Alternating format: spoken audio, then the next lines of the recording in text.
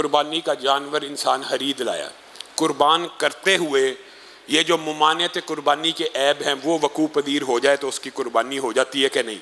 تو راجح موقف یہ ہے کہ دوران قربانی آپ نے جانور کو گرایا کس کام کے لیے؟ ذبح کرنے کے لیے، تو آپ دوبارہ اس کو اٹھا کے چیک نہیں کریں گے گرنے پہ لنگڑا ہوا ہے کہ نہیں ہوا، اس کام میں نہیں ہے۔ ہاں اس ٹائم گرتے وقت لنگڑا ہو گیا نہیں ہوا، آپ نے ذبح کر دیا، قربانی ہو جائے گی۔ گرتے ہوئے کان سینگ کے نیچے آ کے کٹ گیا، قربانی ہو جائے گی۔ گرتے ہوئے آنکھ کو ضرب لگ گئی، قربانی ہو جائے گی۔ دوران ذبح کرتے وقت جو آپ نے اس کو ذبح کرنا ہے، اس عالم میں جو بھی آپ عمل کریں گے اس میں کوئی معذوری اور فالٹ پیدا ہو جائے وہ قربانی میں مانے نہیں ہے، بلکہ قربانی ہو جائے گی۔ لیکن آپ قربانی کا جانور لے کے آئے آج، ابھی 4-5 دن باقی ہیں، آج اور کل میں عیب پیدا ہو گیا جو مانے قربانی ہے، پھر قربانی نہیں ہوگی، پھر آپ کو دوبارہ جانور لے کے قربان کرنا ہوگا۔ اور ایک بات یاد رکھیے، رسول اللہ صلی اللہ علیہ وسلم نے کہا جس کے پاس استطاعت ہے، جس کے پاس استطاعت ہے، استطاعت سے مراد عید کے ایام آگئے ہیں، یہ کسی کی جیب میں 30, 40, 50 ہزار یا 25,000, 23,000 گائے کے حصے کا، یا آپ یوں سمجھ لیجئے 20,000 سے لے کر 60-70 ہزار روپے تک موجود ہے کسی کی جیب میں، اور وہ مسلمان ہے اور وہ کلمہ گو ہے، اگر وہ قربانی نہ کرے تو رسول اللہ صلی اللہ علیہ وسلم نے فرمایا پھر وہ مسلمانوں کی عیدگاہ کے قریب بھی مت آئے۔ مانتے ہیں کہ قربانی اس طرح تقیدی ہے، یہ تقید ہے کہ نہیں؟ یہ سنت موقدہ ہے کہ نہیں؟ یہ رسول اللہ نے حکم دے دیا کہ نہیں؟ قرآن پاک میں فصلی لربک وانحر ہے کہ نہیں؟ متعدد آیات ہیں۔ مانتے ہیں کہ قربانی اس طرح فرض نہیں ہے کہ جس طرح نماز روزہ فرض ہے، لیکن اس کی اہمیت اتنی بھی کم نہیں ہے کہ جیب میں پیسے بھی پڑے اور قربانی نہیں کرنی۔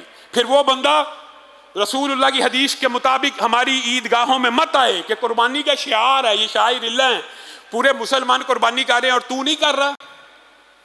اور پھر ہمارے معاشرے میں کمپیریزن کیا جاتا ہے، یار قربانی کی جگہ کولر لگوا دو، قربانی کی جگہ جہیز بنا دو۔ یہ بھی ایک عجیب فلسفہ ہے۔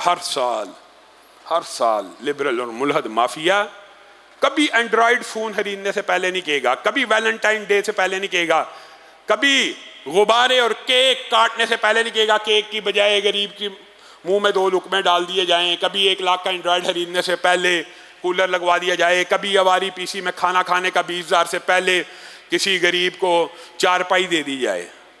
یہ ساری کی ساری باتیں صرف شعائر اللہ پہ ہیں۔ سیمنٹ کی بوری مسجد میں دینے سے بہتر ہے، قربانی کرنے سے بہتر ہے، حج کرنے سے بہتر ہے۔ کولر بھی لگنا چاہیے، غریب کی بیٹی کی شادی بھی ہونی چاہیے، جہیز بھی بننا چاہیے، لیکن جو ایام جس عبادت کے ہیں ان ایام میں اس عبادت کی نفی کرنا اور اس کو کنڈیم کرنا یہ بھی شعائر اللہ کے خلاف بغاوت ہے۔ یہ شاعر اللہ کے خلاف بغاوت ہے اور اس سے بچنا چاہیے اور اس سے اجتناب کرنا چاہیے۔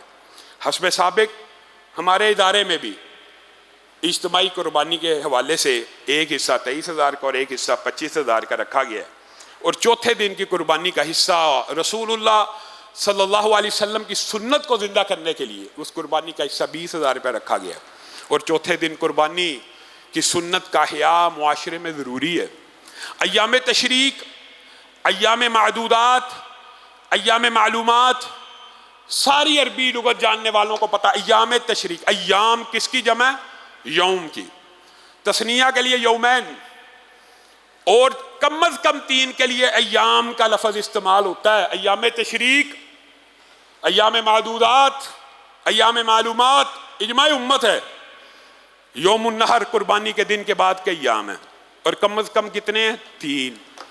قرآن پاک کی جو آیت ہے حاجیوں کے لیے، فمن تعجل فی یومین، اگر آپ اس کو ہی پڑھ لیں تو آپ کو پتہ لگ جائے گا کہ 4 دن کی ہوگی تو تعجیل 2 دن ہو سکتی ہے، ورنہ تو حاجی 11ویں کو واپس آ جائے۔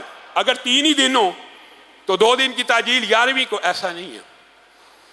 ہاں جو حدیث ہے چوتھے دن کی، اس کی سند کے اوپر بعض ساتھیوں کا اعتراض ہے، وہ اعتراض اگر پس پشت بھی ڈال دیا جائے تو 4 دن کی قربانی تو قرآن سے ثابت ہے، سنت سے ثابت ہے، تو اس کے اوپر بھی اختلاف لمبا چوڑا نہیں ہونا چاہیے۔ چوتھے دن قربانی کرنی چاہیے۔ انشاءاللہ نماز عید الاضحیٰ 5:45 پر اسی پارک میں ادا کی جائے گی. سب ساتھی اپنی فیملیز کے ہمراہ، عورتوں کے ہمراہ، حتیٰ کہ رسول اللہ صلی اللہ علیہ وسلم نے کہا وہ عورتیں بھی آ جائیں، وہ عورتیں بھی آ جائیں جو مسجد میں داخل نہ ہو سکیں، یعنی ایام میں وہ عورتیں بھی ہماری عیدگاہوں میں آئیں تاکہ مسلمانوں کی دعاؤں میں شامل ہو جائیں. اور آپ سب ساتھیوں نے ایک اپنی ٹریننگ اور تربیت یہ بھی بنانی ہے کہ قربانی کے جانور کا گوشت، قربانی کے جانور کی کوئی چیز بطور اجرت دینا جائز نہیں ہے، بیچنا جائز نہیں ہے. کوئی فقیر کو دے، فقیر بیچ سکتا ہے، فقیر گوشت بھی بیچ سکتا ہے، فقیر کھال بھی بیچ سکتا ہے، فقیر کی مرضی ہے. آپ نے دے دیا، آپ نے اللہ کے لیے دینا ہے، لیکن آپ کھال کو بیچ کر اس کا پیسہ نہیں کھا سکتے. آپ کھال کسائی کو بطور اجرت نہیں دے سکتے، آپ نے وہ اللہ کے لیے وقف کرنی ہے.